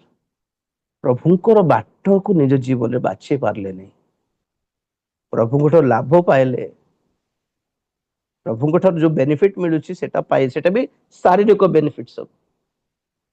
କିନ୍ତୁ ପ୍ରଭୁଙ୍କର ଧାର୍ମିକ ଜୀବନ, ପବିତ୍ରତାର ଜୀବନ, ନମ୍ରତାର ଜୀବନ, ବିଶ୍ୱସ୍ତତାର ଜୀବନ, ସହିଷ୍ଣୁତାର ଜୀବନ, ଏଇ କେବେ ପଦ ଗୁଡିକ ଶୁଣିଲେ କି କେବେ ହେଲେ? ଶୁଣୁଛନ୍ତି ଆଜିକାଲି? ନା, ଏଟା ଶୁଣିବାକୁ ମିଳୁନାହିଁ। ଏଥିରେ ଜାଣନ୍ତୁ ଆଜ୍ଞା, ପ୍ରଭୁଙ୍କୁ ୟୁଜ କରିବାଟେ ବେଶୀ। ଦିସ୍ ଇଜ ଧର୍ମଚ୍ୟୁତି। ଏମାନେ ସବୁ ଖ୍ରୀଷ୍ଟିଆନ ବୋଲି ବୋଲୁଛନ୍ତି କି? ସବୁ ଖ୍ରୀଷ୍ଟିଆନ ବୋଲୁଛନ୍ତି କି? ଯୀଶୁ ଖ୍ରୀଷ୍ଟଙ୍କ ପଛରେ ଯୋଉ ଲୋକ ସମୂହ ଥିଲେ ହିଲିଂ ପାଇଁ ଅଖାଦ୍ୟ ଦଉଥିଲେ ବୋଲୁଥିଲେ, ସେମାନେ ସବୁ ଖ୍ରୀଷ୍ଟିଆନ କି? ସେମାନେ ସବୁ ମଣ୍ଡଳୀ ଥିଲେ କି? ନା, ପେଣ୍ଟିକୋସ୍ତ ଦିବସରେ ଯେଉଁମାନେ ବସିଥିଲେ 120 ଜଣ, ସେମାନେ ଥିଲେ ମଣ୍ଡଳୀ। ପ୍ରଭୁଙ୍କ ପଛରେ ଥିବା ଏଇ ଲୋକ ସମୂହ, ପ୍ରଭୁଙ୍କର ଆଶ୍ଚର୍ଯ୍ୟ କର୍ମ ଦେଖିଥିବା ଲୋକ ସମୂହ, ପ୍ରଭୁଙ୍କ ଆଶ୍ଚର୍ଯ୍ୟ କର୍ମ ପାଇଥିବା ଲୋକ ସମୂହ, ପ୍ରଭୁ ଖାଇବାକୁ ଦେଲାରୁ ପ୍ରଭୁ ଖାଇଲେଟା ଖାଇଥିବା ଲୋକ ସମୂହ, ସେମାନେ ନା ମଣ୍ଡଳୀ ଥିଲେ ନା ପ୍ରଭୁଙ୍କ ଲୋକ ଥିଲେ, ନା ପ୍ରଭୁଙ୍କର ଫଲୋଅର୍ସ ଥିଲେ ଏମାନେ। ଯେଉଁ ଦଳ ଖଜୁରୀ ବାହୁଙ୍ଗା ରବିବାରରେ, ଖଜୁରୀ ରବିବାରରେ ଜୟ ଜୟ ବୋଲି କହୁଥିଲେ, ସେଇମାନେ ହିଁ ଗୁରୁବାର ଆସିଲା ବେଳକୁ କ୍ରୁଶରେ ଚଢାଅ ବୋଲୁଥିଲେ। ପବ୍ଲିକ ଆଜ୍ଞା, ମୁଁ ଥରେ କହୁଥିଲି, ଲୋକ ସମୂହର ପବ୍ଲିକ ଏପଟେ ବୁଲେଇଲେ ସେପଟେ, ଏପଟେ ଥିଲେ ଏପଟେ ହେଇଯିବେ। ଆଜି ପ୍ରଶଂସା କରିବେ, କାଲିକୁ ଗାଳି ପକଉଥିବେ। ଏମାନଙ୍କର ନିଜର ଗୋଟେ ସେନ୍ସ ନଥାଏ। ଯୋଉ ପଟେ ହାୱାକ ଝୋଁକା ଆସିଲା ସେପଟେ ନଇଁ ପଡିବେ, ଏପଟେ ହାୱା ମାରିଲା ମାନେ ଏପଟେ ନଇଁ ପଡିବେ। ଏମାନଙ୍କୁ ବିଶ୍ୱାସ କରିକି ପ୍ଲାନ କରନ୍ତୁନି, ଲୋକମାନଙ୍କୁ ବିଶ୍ୱାସ କରି କେବେ ବି ପ୍ଲାନ କରନ୍ତୁନି ଆଜ୍ଞା। ଏତେ ଲୋକ ଆମ ପଛରେ ଅଛନ୍ତି, ତେଣୁକରି ବହୁତ ବଢିଆ ବୋଲି ହୁଅନ୍ତୁନି, ଛାଡିଦେବେ ଏମାନେ, ବିକିକି ଖାଇବେ। That is public. Don't believe that public. Okay, fan ମାନଙ୍କୁ, ଫଲୋଅର୍ସ ମାନଙ୍କୁ, ଭିଉଅର୍ସ ମାନଙ୍କୁ, ସବସ୍କ୍ରାଇବର୍ସ ମାନଙ୍କୁ ତ ଜମା ବିଶ୍ୱାସ କରିବାର ନାହିଁ। ବକ୍ତା ମାନଙ୍କୁ ଧରିଥିବା ଲୋକମାନଙ୍କୁ ବିଶ୍ୱାସ କର, ବକ୍ତା ମାନଙ୍କର ଫଟୋ ଷ୍ଟେଟସ ଡିପିରେ ବିଶ୍ୱାସ କରିବନି।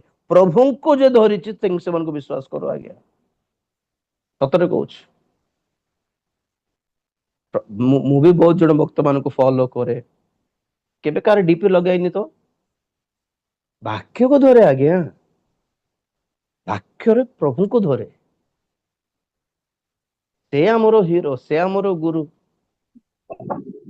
ପ୍ରଭୁଙ୍କୁ ଯେ ପର୍ଯ୍ୟନ୍ତ ଧରିବେ, ଆପଣଙ୍କୁ କିଏ ବି ଘୁଞ୍ଚେଇ ପାରିବ ନାହିଁ ଆପଣଙ୍କ ସ୍ଥାନରୁ। ପ୍ରେଜ୍ ଦ ଲର୍ଡ। ତ ଧର୍ମଚ୍ୟୁତି ଘଟିବ, ଆଉ ସେହି ବ୍ୟକ୍ତି ପ୍ରକାଶ ପାଇବ। 4 ପଦ, ଦ୍ୱିତୀୟ ଥେସଲୋନିକ୍ୟ 2:4। ଏ ସେହି ଅଧର୍ମ ପୁରୁଷ ଯେ ପୂଜିତ କିମ୍ବା ଈଶ୍ୱରଙ୍କ ବିରୋଧ କରେ। ଏମିତି କଣ ଲେଖା ଅଛି?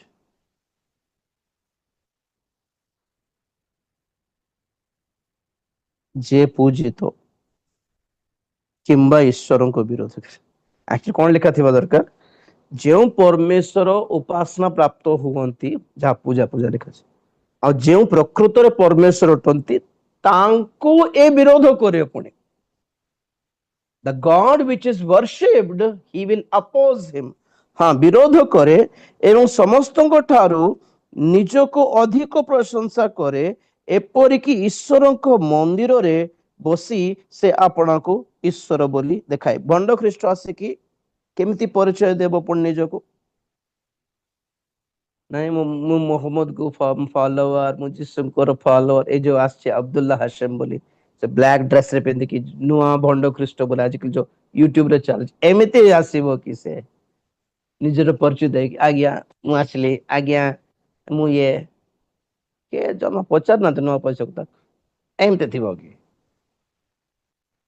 ଲୋକମାନେ ତା ପଛରେ ପାଗଳ ହେବେ ପୁଣି ଆଜ୍ଞା। ତାର ଆଗମନ କେମିତି ଥିବ?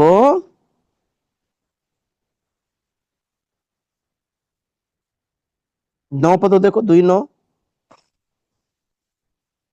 ଶୈତାନର ଶକ୍ତି ଅନୁସାରେ ସମସ୍ତ ପ୍ରକାର ମିଥ୍ୟା ଶକ୍ତି, ଚିହ୍ନ ଓ ଅଦ୍ଭୁତ କର୍ମ, ପୁଣି ବିନାଶ ପାତ୍ର ମାନଙ୍କ ନିକଟରେ ସମସ୍ତ ପ୍ରକାର ଅଧର୍ମ ଛଳନା ସହକାରେ ସେହି ଅଧର୍ମ ପୁରୁଷର ଆଗମନ ହେବ। कैसे होगा, कैसे होगा?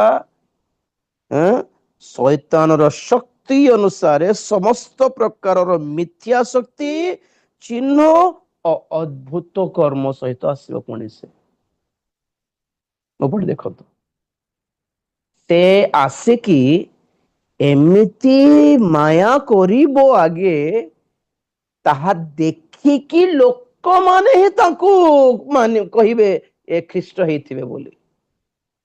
ସିଏ ଆସିକି ମୁଁ ଖ୍ରୀଷ୍ଟ ବୋଲି କହିବ ନାହିଁ, ଆଗେ ଆସିକି ଏମିତି ପ୍ରଭାବର କାମ ଦେଖାଇବ କି ଲୋକମାନେ ବାଧ୍ୟ ହେଇଯିବେ ତାକୁ ମାନିବା ପାଇଁ। ଲୋକମାନଙ୍କର କଥା ଛାଡ, ବିଜାତି ମାନଙ୍କର କଥା ଛାଡ, ସେଇ ସମୟକୁ ପରିତ୍ୟକ୍ତ ହେଇଥିବା ଖ୍ରୀଷ୍ଟିଆନ ମାନଙ୍କର କଥା ଛାଡ, ଆପଣ ମାନେ ଭଣ୍ଡ ଖ୍ରୀଷ୍ଟକୁ ଚିହ୍ନିବା ପାଇଁ ବା ଶେଷ କାଳର ଖ୍ରୀଷ୍ଟାନକୁ ଚିହ୍ନିବାର ଅଛି ବୋଲି କହିଲେ ଗୋଟିଏ ପ୍ରମାଣ ହେଲା ଜିହୁଦୀ ମାନେ। ଜିହୁଦୀ ମାନେ ଯାହାକୁ ଦେଖିକି କହିବେ କି ଇଏ ଆମର ମସିହା ଆସିଲେ ବୋଲି, ସେ ଅଟେ ଭଣ୍ଡ ଖ୍ରୀଷ୍ଟ। ତା ଛଡା କେତେ ବି ଲୋକ ଉଠନ୍ତୁ ଆଜ୍ଞା, ବାଇବଲ କହେ ଶେଷ କାଳରେ ଅନେକ ଭଣ୍ଡ ଖ୍ରୀଷ୍ଟ ମାନେ ଉଠିବେ। ତ ସେଇଟା ଟାର୍ଗେଟ ନୁହେଁ, ଶେଷ କାଳର ଶେଷ ଭଣ୍ଡ ଖ୍ରୀଷ୍ଟ, ଶେଷ ଖ୍ରୀଷ୍ଟାନିକୁ କେମିତି ଚିହ୍ନିବାର? ଏ ଲୋକ ଆସିକି ନିଜ କହିଲାରୁ, ନହେଲେ ନ୍ୟୁଜ ରେ ଦେଖାଇଲାରୁ, ନହେଲେ କିଏ ଗୋଟେ ଗୋଟେ ଲୋକମାନେ ଆସିକି ତାକୁ ପ୍ରଶଂସା କରିଲାରୁ, ନା ନା, ଜିହୁଦୀ ମାନେ ଯାହାକୁ ଗ୍ରହଣ କରି ନେବେ ସେ ଅଟେ ପ୍ରକୃତ ଭଣ୍ଡ ଖ୍ରୀଷ୍ଟ, the final antichrist. Number 1। Number 2, ସେ କେବେ ଆସିବ? ମଣ୍ଡଳୀ ଉଠା ଗଲା ପରେ ପ୍ରକାଶ ଆସିବ। କାହିଁ ସେ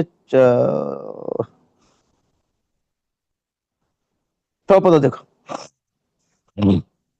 ଆଉ ସେ ନିରୂପିତ ସମୟରେ ପ୍ରକାଶିତ ହେବା ନିମନ୍ତେ କଣ ବାଧା ଦେଉଅଛି ତାହା ତ ତୁମେ ମାନେ ଜାଣୁଛ କି?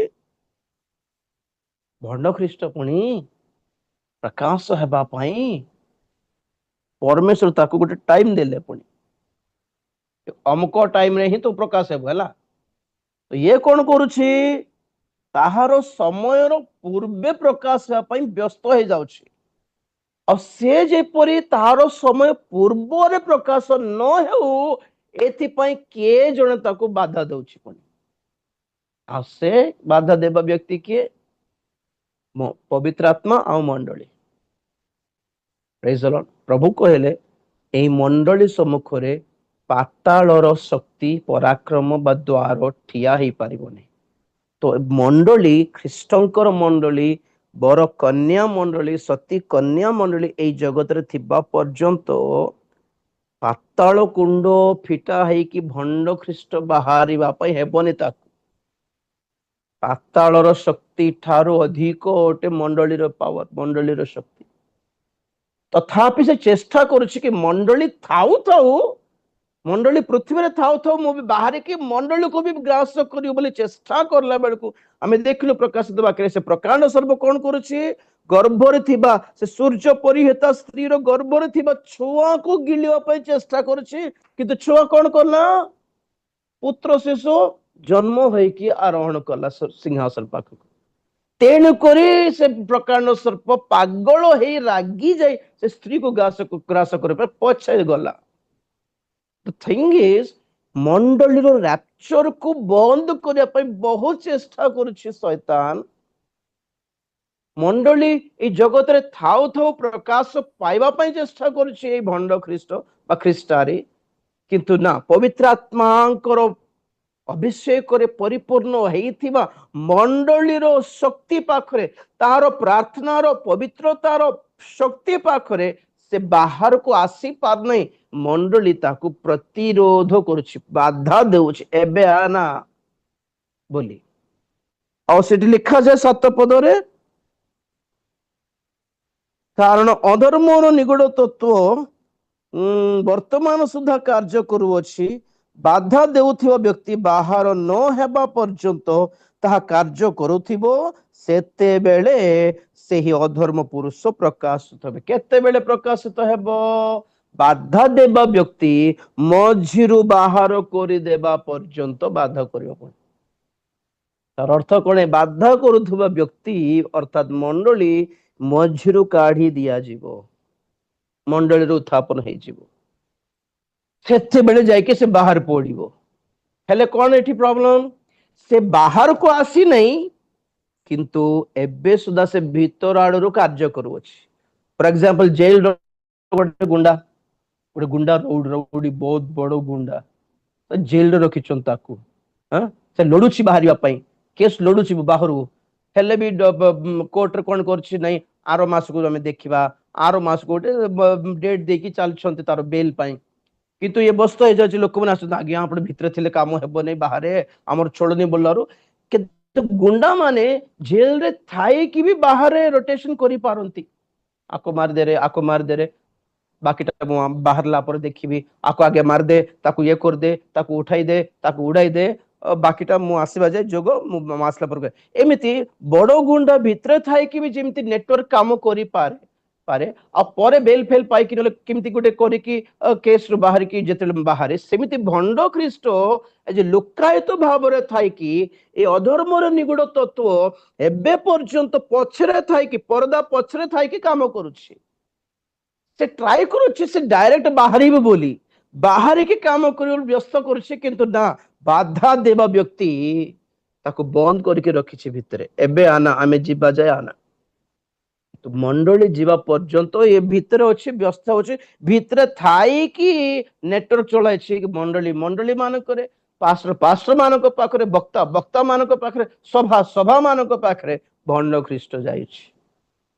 ତ ଭଣ୍ଡ ଖ୍ରୀଷ୍ଟ ପଛରେ ଥାଇକି କେମିତି କାମ କରୁଛି ମୁଁ କାଲିକୁ ଜଣାଇବି ଆପଣମାନଙ୍କୁ।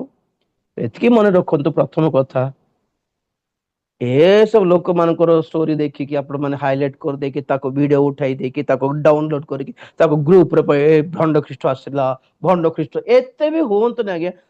ଆମର ବାଇବେଲ ଷ୍ଟଡି ଯେ ଫଲୋ କରୁଛନ୍ତି, ସେମାନେ ଆଗରୁ ପିକ୍ଚର ପାଇଯିବା କଥା କି ଏଇଟା ସବୁ ଭଣ୍ଡ ଖ୍ରୀଷ୍ଟ ମାନଙ୍କର ଡୁପ୍ଲିକେଟ୍ସ, ମାନେ ଡୁପ୍ଲିକେଟ ବି କହିବା କଥା ନେଇ, ମାନେ ଫେକ୍ ଭଣ୍ଡ ଖ୍ରୀଷ୍ଟ ମାନେ। ଭଣ୍ଡ ଖ୍ରୀଷ୍ଟକୁ ନମ୍ବର 1 କେମିତି ଚିହ୍ନିବ? ଜିହୁଦୀ ମାନେ ପରିଚୟ କରାଇବେ। ଭଣ୍ଡ ଖ୍ରୀଷ୍ଟକୁ କେମିତି ଚିହ୍ନିବ? ଭଣ୍ଡ ଭାବବାଦୀ ପରିଚୟ କରାଇବ। ଭଣ୍ଡ ଖ୍ରୀଷ୍ଟ କେମିତି ଚିହ୍ନିବ? ଭଣ୍ଡ ଖ୍ରୀଷ୍ଟ ଏମିତି ଶୈତାନର, ମିଥ୍ୟାର, ଶକ୍ତିର ଆଶ୍ଚର୍ଯ୍ୟ କର୍ମ ଦେଖାଇକି ଲୋକମାନେ ଚୁପଚାପ କନଭିନ୍ସ ହେବେ। ଏମାନଙ୍କୁ ବୁଝାଇବା ଦରକାର ବି ପଡିବ ନାହିଁ ଆଜ୍ଞା, ସେମାନେ ମାନି ତ ନେବେ ତାର ମିରାକଲ ଦେଖିକି। କଣ ତାର ମିରାକଲ ମୁଁ କାଲି କହିବି, କଣ କୋଉ ଆଶ୍ଚର୍ଯ୍ୟ କର୍ମ ଦେଖାଇବ ସେ। ତାପରେ ଭଣ୍ଡ ଖ୍ରୀଷ୍ଟ କେବେ ଆସିବ? ମଣ୍ଡଳୀ ଉଠା ଗଲା ପରେ ଆଜ୍ଞା ଆସି ଯାଉଛି ସେଦିନ। ସେ ଅଛି, ପାତାଳ କୁଣ୍ଡରେ ଅଛି, କିନ୍ତୁ ସେ ଭିତରେ ଥାଇକି ବାହାର କାମ କରିପାରୁଛି। କେମିତି କରିପାରୁଛି ମୁଁ କାଲି କହିବି, ଅଲରେଡି ଶୁଣି ସାରିଛୁ, ତଥାପି ସମୟ ଆସିଲା, ସନ୍ଦର୍ଭ ଆସିଲା ବୋଲି ଆପଣଙ୍କୁ ସେ ଜଣାଇବାକୁ ପଡିଲା। ଏସବୁ ଭିଡିଓ ଦେଖିକି ଭ୍ରାନ୍ତରେ ପଡୁନି। ଯୁଦ୍ଧ, ପାକିସ୍ତାନ ଇଣ୍ଡିଆ ଯୁଦ୍ଧ, ଯୁଦ୍ଧ ଯୁଦ୍ଧ ଆସି ଯାଉଛି, ହେଇଯିବ କାଲି ପର୍ଯ୍ୟନ୍ତ, ଏସବୁ ବିଶ୍ୱାସ କରନ୍ତୁନି। ଏଇ ମିଡିଆ ବାଲାକୁ ଜମା ବିଶ୍ୱାସ କରନ୍ତୁନି। ପଛରେ କଣ ଗୋଟେ କାମ ହଉଛି ଆଉ ଦେଖାଇବାଟା ଅଲଗା, ପଛରେ କାମ ଅଲଗା, ଆଗେ ଦେଖାଇବାଟା ଅଲଗା। सब न्यूज मीडिया वाला को फोन आसथिବ, କୋଉଟା ଦେଖ, କୋଉଟା ଦେଖାଇକି ଲୋକମାନଙ୍କୁ ବ୍ୟସ୍ତ କରିବାର। ଏଇଟା ବିଶ୍ୱାସ କରନ୍ତୁ, कुछ तो हो रहा है पीछे, ପଛରେ କଣ ଗୋଟେ ହଉଛି ଯାହା ଦେଖାଉନାହାନ୍ତି ଆଗେ, ଯାହା ହେଉନି ତାହା ହିଁ ଦେଖାଉଛନ୍ତି। ବ୍ୟସ୍ତ ହଉନାହିଁ। ଯଦି ବ୍ୟସ୍ତ ବି ଗୋଟେ ହେଲା କାମ, ହଠାତ୍ ପ୍ରଭୁଙ୍କର ଆଗମନ ହେଇଯିବ ନା କଣ, ଆମେ ଯିବୁ ନା ନାହିଁ, ଏଇ ବିଷୟରେ ଟିକେ ବ୍ୟସ୍ତ ହୁଅନ୍ତୁ। ଭଣ୍ଡ ଖ୍ରୀଷ୍ଟ କିଏ, ପୋପ ମରିଲା ପରେ ଆଉ କିଏ, ନେକ୍ସଟ ପୋପ କିଏ, ତାପରେ କିଏ, ଏଇ ସବୁ ବ୍ୟସ୍ତ ହୁଅନି, ସରିଲାଣି ସେ ସବୁ ଆମେ ଅଧ୍ୟୟନ କରି ସାରିଲୁଣି। ଏଲନ ମସ୍କ ତାପରେ କଣ, ଟ୍ରମ୍ପ କଣ କରିବ, ଆହୁରି ଟର୍କି କଣ ହେବ, ଆଉ ରଷିଆ କଣ, ଏଇଟା ଆମର କନସର୍ନ ନାହିଁ, ଏଇଟା ଆମର ଟେନସନ ନାହିଁ। ଆଜି ଆମର ଟେନସନ ହେଲା ଆମେ ଜାଣି ସାରିଲୁ କି ପ୍ରଭୁଙ୍କର ଆଗମନ ପାଖେଇ ହେଲାଣି, ଆଖ ପାଖ आसपास जा जीवन नहीं देखो टिके बस चक्षु बंद कर प्रार्थना।